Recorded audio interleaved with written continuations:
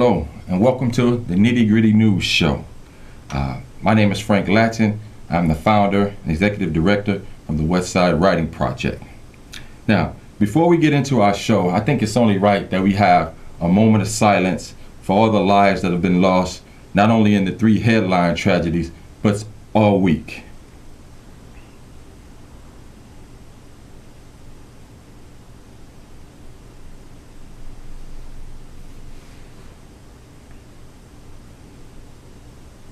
Thank you. As I said, my name is Frank Lattin, founder and executive director of the Westside Writing Project, which is a community project that works with youth and adults to provide exposure in digital media and technology. We're located in the Austin community at 5820 West Chicago Avenue inside the Sankofa Culture Arts Center. Now, after the tragedies that unfolded last week in Minnesota, Baton Rouge, Louisiana, and Dallas, Texas, I think it's only right that we dedicate this show to discussion on race relations and how we can move forward from here. As we know, currently there's a lot of tension, a lot of divisiveness all across the country right now. And, there's enough blame to point at each other. But I think, especially after last week, it really hit home. And I think it's just, it makes more sense for us to all look in the mirror and see what we can do in terms of moving forward with ourselves and with society from here going forward. Those tragedies were, heartbreaking. And so I really wanted to dedicate this show to really having that discussion. And so it really will be based on this quote we have here. We have a quote that was in the Washington Post, which says, "After 7.5 years of President Obama, we are a nation more divided, more angry, and more unsettled than at any juncture since the 1960s. Think about that quote for a second. And this was in the Washington Post just last week, July 11th. So, our question of the week is, do you feel as a society, do you feel we've moved forward or backwards in terms of race relations? Now, I want to play a quick short clip from a speech given by President Obama just the other day regarding the tragedies in Dallas. I know that Americans are struggling right now with what we witnessed over the past week.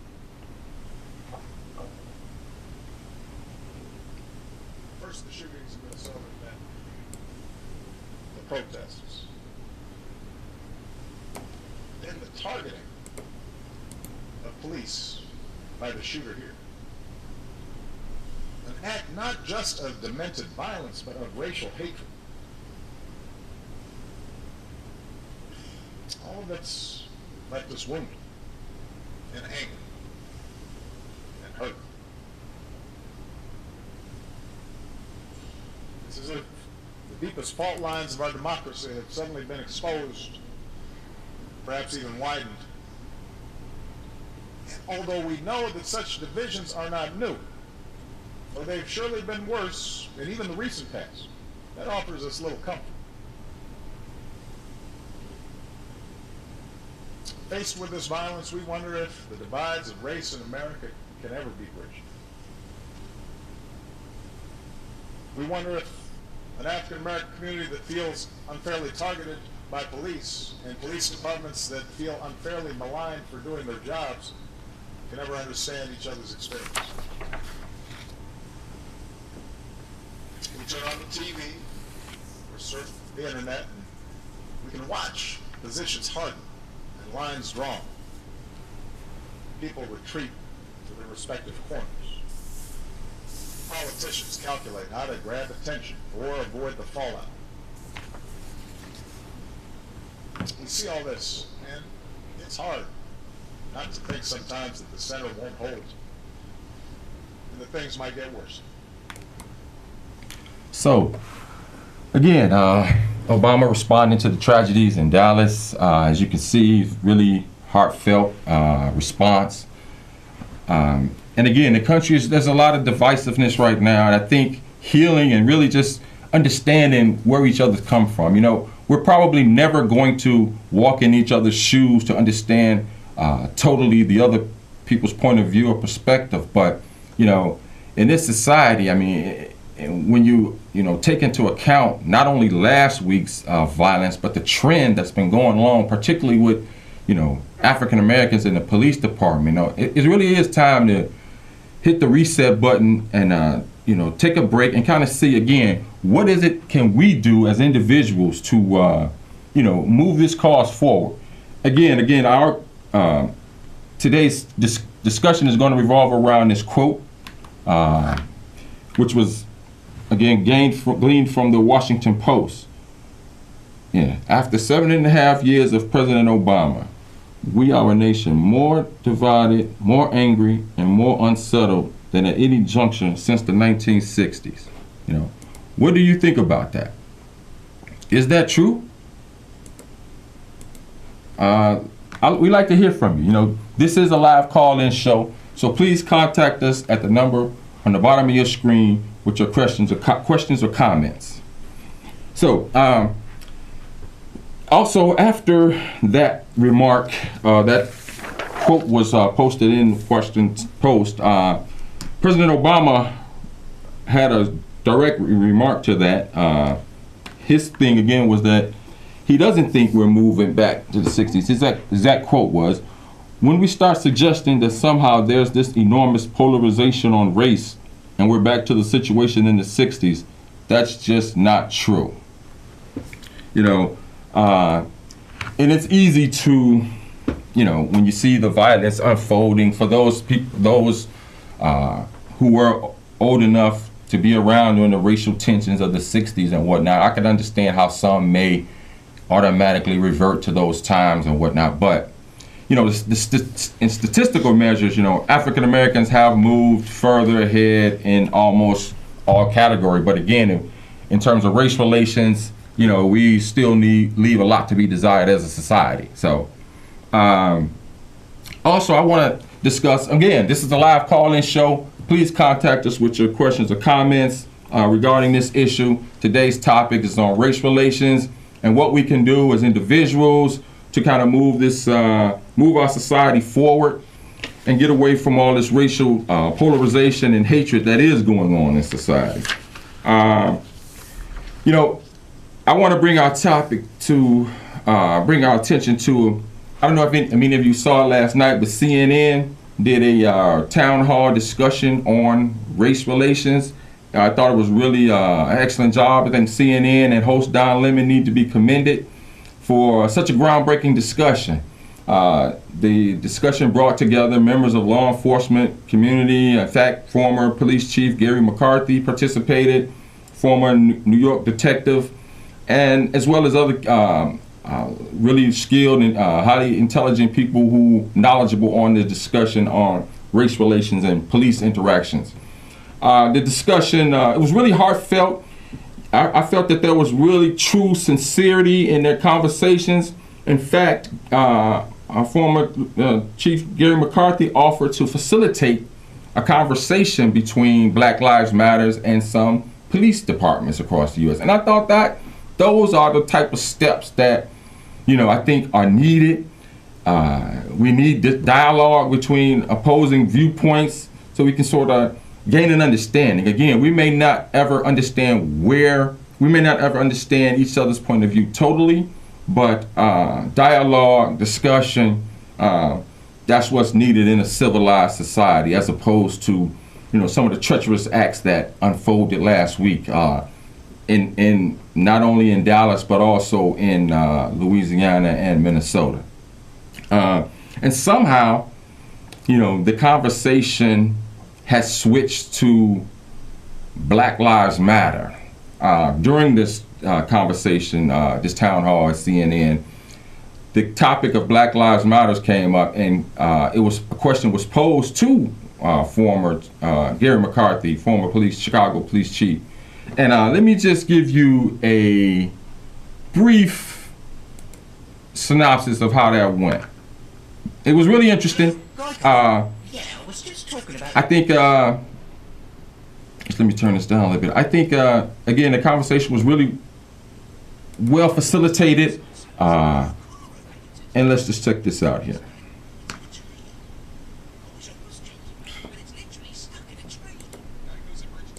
not a commercial. All right, here we go.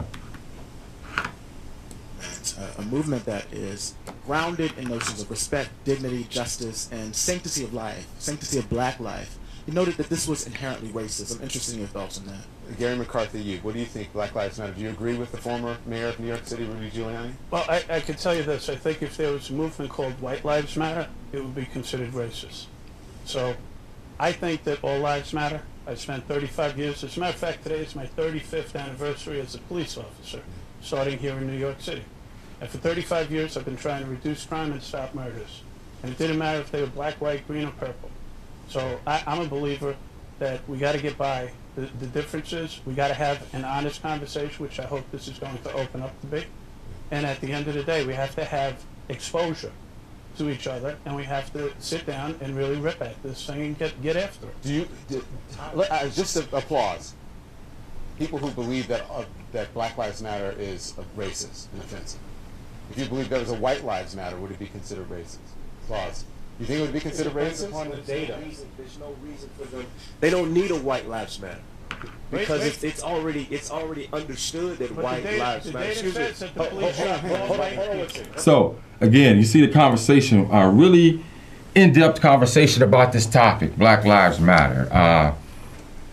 You know, in my opinion here, I think the whole discussion has been off-centered in terms of the fact that you can't be for Black Lives Matter and also be for police or in support of police. I mean, this whole notion that you have to pick a side, I think, is a flawed argument. You know, in African American communities, more so than in many other communities, you know, we need the police. We need good policing in our communities.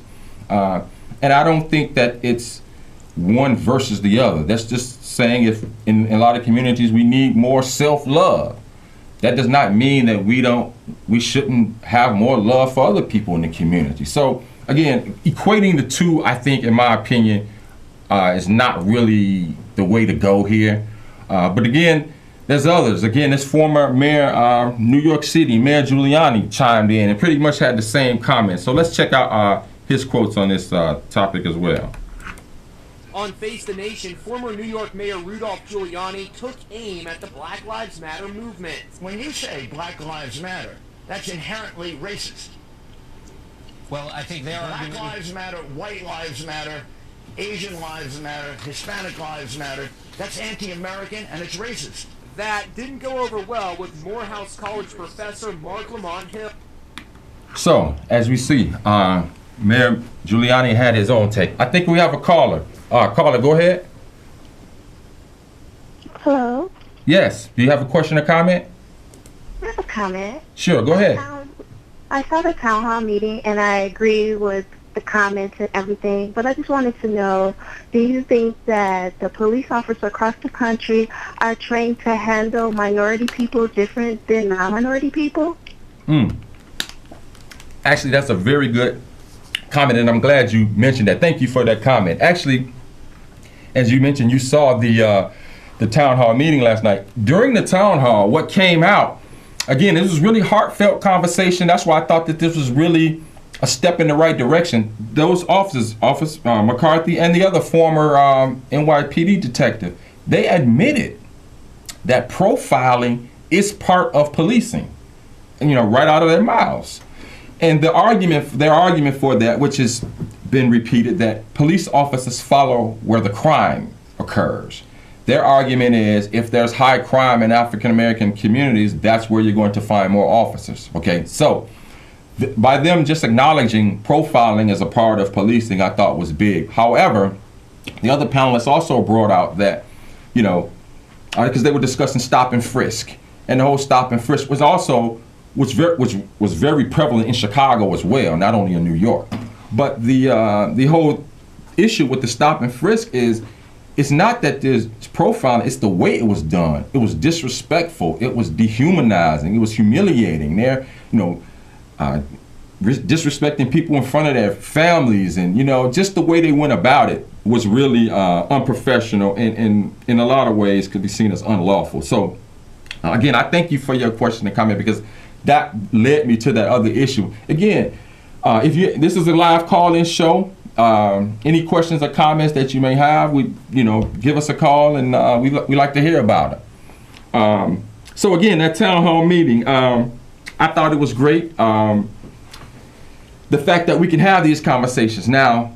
Going forward, I think those type of conversations need to be held in Chicago with real people, particularly with all of the issues that are occurring here in Chicago. As we know, Chicago has been at the center of a lot of the police scandals and misconduct for going back generations, not only in the recent past.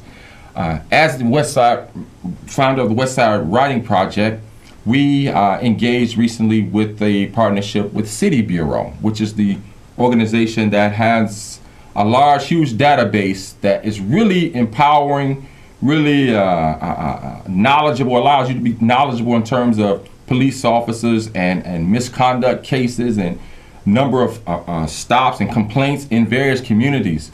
So we had a town hall meeting in the Austin community discussing these very issues. And again, it was really heartfelt. We had former police officers at the town hall who, stated that yes, that there was mistreatment of African Americans, and it was not only by white officers. That's another thing we have to take into account. It's not just like the black community against white police officers. So a lot of this goes back generations and whatnot. What I would like to do here is, after and leading up to that, I should say, in conclusion from that town hall meeting, we held a series of workshops. We worked with some students at Willa Catholic School, and they put together a short video on the issue of police brutality, police community relations in the community. And I'd like you to check this out. In the Westside Writing Project, we did plenty of things. Like on Saturdays, we all sit at the table and discuss the police and community problems and what can be done. We also interview people and ask them about how they feel about the community.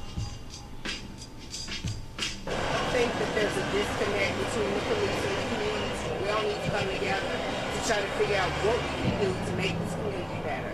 How we can bridge the separation between us and the police, how we can get the trust back. I think being a police officer in these days is very challenging. I couldn't even imagine doing a police officer's job. So you can't lump them all together and say they're either bad police or good police. It says, when you have a lot of kids that's running straight and they're not listening, that's what messes up the community. I think they have a tough job. In some instances, they behave appropriately. However, I can understand how a lot of people think the police act inappropriately. That said, I support law and order. And parents need to be more parents. Kids need to be less kids. Police need to do his job and quit being racist. That's my comment. Thank you for your time. 16 shots, down the racist cop. 16 shots, down the racist cop. 16 shots and a cover up.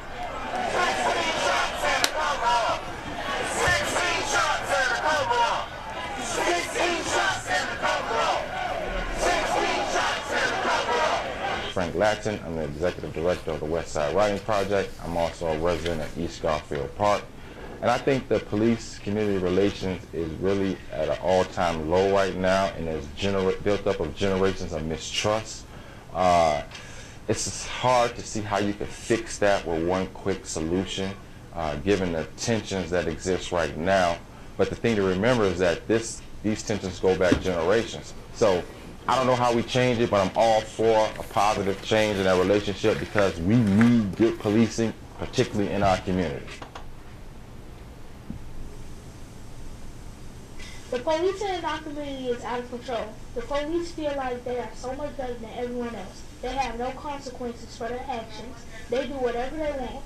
I think this can change if both the police and community learn to respect the law and each other.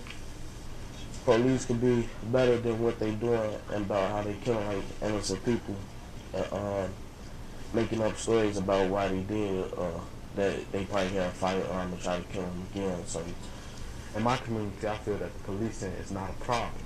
I feel that it's not a problem because the police, they come when they want to, they are very respectful in my neighborhood. I think that the community safety is good because nobody feels safe. There's not much people around who care, and some people who see the bad things are sometimes scared to speak up. I feel like the police in our community is very bad because someone is always getting shot.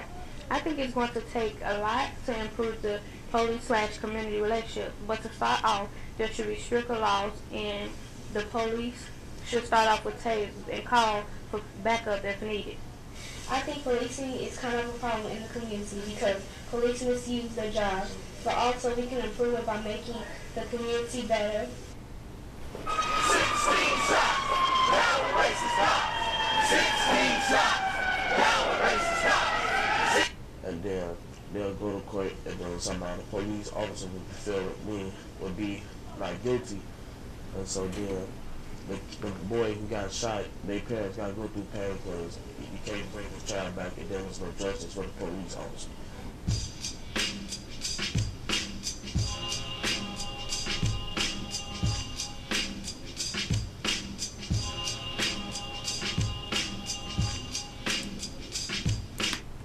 So, again, that was a short video put together by students from Willa Catholic School, formed the Willa Catholic Media Team. And as you see, they were a part of this workshop series with City Bureau. Saturdays, they sat and actually interacted with this database, seeing what the numbers looked like, and then going out into the community, interviewing people to get their opinions on the issue, police-community relations. They also were involved with recording the project, taking part in the whole, from start to finish. So again, this is part of what we do here at Westside Writing Project. We are a community group that's geared towards working with adults and youth in terms of media training, exposure in media and technology. We are actually celebrating our 10th year of existence. This is our first newsletter we ever produced, July 2016, 10 years ago this month. So we will be having a lot of upcoming events and things like that to we will keep you abreast of. I think we have a caller. Caller, can you go ahead with your question or comment? Yes, how are you this evening? I'm fine, thank you. Thank you. I've been listening to your program, and I wanted to just make some general comments, and then you can respond to what I have to say. Sure. I am a senior, and I've been involved in the community and activism for quite a long time, but I took a recessive role after the death of Harold Washington. Okay. But the police do not serve and protect. That's number one. Number two, gangs are not positive in our community. Neither are Uncle Tom's and the caste and class system that we've learned over the years. Drugs and alcohol are a problem. White dominance is not good for the world as a whole, which is one of the biggest problems that we have, why many of the black young women and men are being killed, because what these other people don't understand is that Black Lives Matters is really talking about the worth of people and not racism, but ignorance is something that we have to acknowledge from McCarthy and really most people who really care about nothing but money. Mm-hmm. There's no unity in our black communities, and this is a tragedy. And the final thing I wanted to say is, where's the church? The church set the moral standards for us in the past, and right now we don't have any moral standards that are set. Okay, so thank I'll you. let you respond to those things. Thank you, I appreciate that. Well, hey, listen, as a senior, I defer to you in terms of your knowledge, in terms of your existence, and you've seen a lot more than I've seen. All I can say is there's enough blame. Right now, we need to start to move forward, and you're right, it's not perfect out here, but going forward, I think we all can sort of gain a little perspective. So that's the end of our show today. We'll be back here next Thursday at 5 o'clock, Nitty Gritty News Show. Thank you for tuning in.